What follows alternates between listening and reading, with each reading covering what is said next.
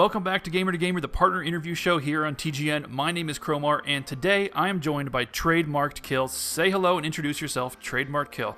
Hello everyone, my name is TradeMarkdKill, and I am a YouTuber and a somewhat competitive gamer and entertainer. Great, so you make YouTube videos, but what kind of videos do you specialize in?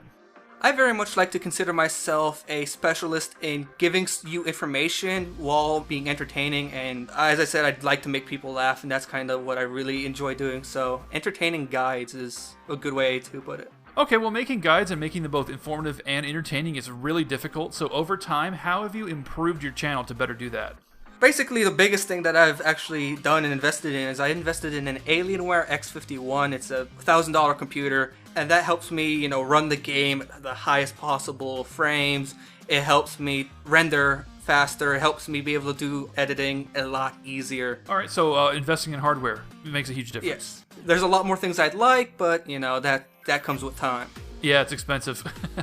So among other games, you cover StarCraft 2 extensively, and you say that you like to specialize in guides. So what are some things that, say, silver and below players like myself can do to improve their game? I am a silver player with the skill level of a silver player, but I know beyond my rank.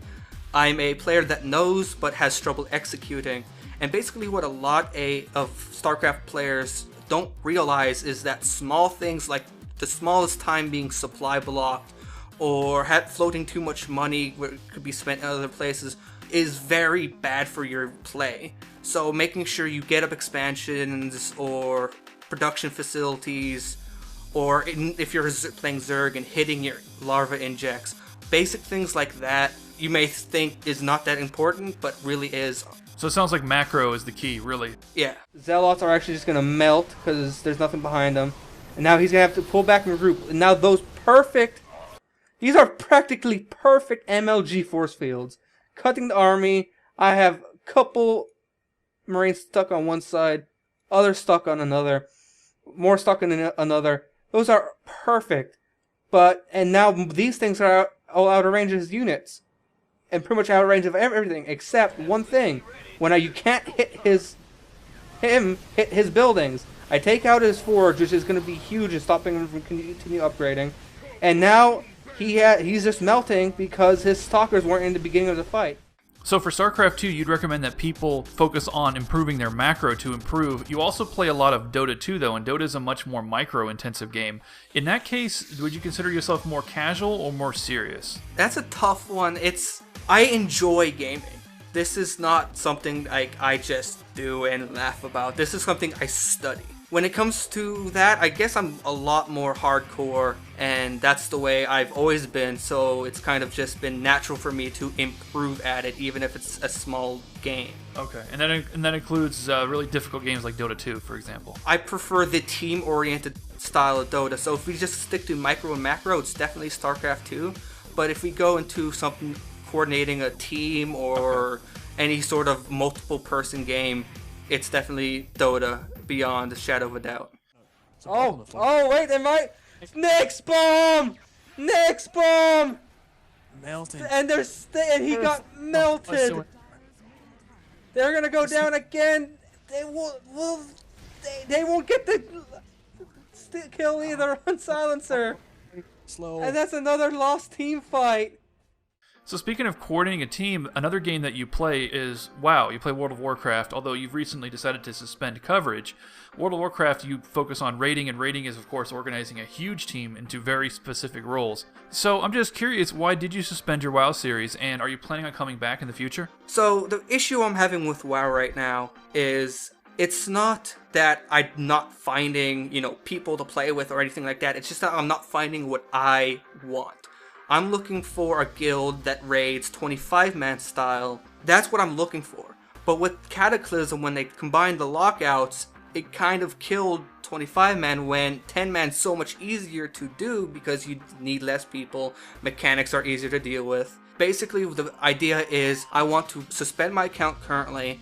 I just actually purchased BlizzCon, so I'm going to go and pay a little bit special detail to what they do for WoW, and depending on what WoW has to offer in the future, will depend on if I come back at all, if I come back immediately, or in a couple months. So it sounds like the main reason that WoW is leaving you behind is that you're a serious player and the game is moving towards a more casual direction. Yeah, basically. I mean, you can find people who differ on that because 10-man isn't considered, the casual direction anymore since it's supposed to be the same difficulty. Tank's health and AG win Yes. this time. Do it like when they go to get mines, because that's like gonna be the Taking it hardest. now. I'm just gonna do it now since last Yeah. 10%. Go. Well, I used to play 40-man raiding in WoW and in Vanilla, and I can tell you that the real difficulty in the large raids is organization and running a guild and getting people to show up on time and distributing loot. That's where the real skill comes in, and I mean, that was what I loved about it personally. Yeah, and as I said, the option to come back is very much there. It's just when and why. So we've talked quite a bit about your goals regarding the games and everything, but what about YouTube itself? What are your long-term goals? Is this something that you want to do as a hobby, or do you think that this is a career? Oh boy. It's a question that is looked at, kind of, at least by me, and for me, this is a job. I want to do this for my life, and when I say that to people, whether it's on YouTube or on any other forums or in person, they look at me and say, very few people have tried to be a YouTube star and gotten there. If I work at it, and I'm good at it, which I feel I am slowly becoming better, if I can pull this off and I work for it, I want this as my job. So this is something that you want to take really seriously. The actual making videos and playing games career, that is really hard and very few people achieve it.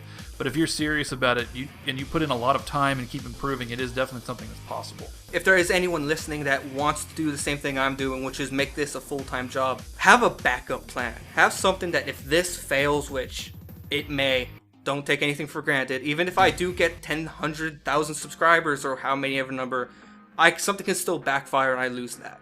It's true. So have a backup plan or have a second love that you love to do. Don't put all your eggs in one basket. Pretty soon I'm going to college for creative writing. That's not even something I need to do for a backup plan. That's something I can do on the side between YouTube. In other words, stay in school, kids.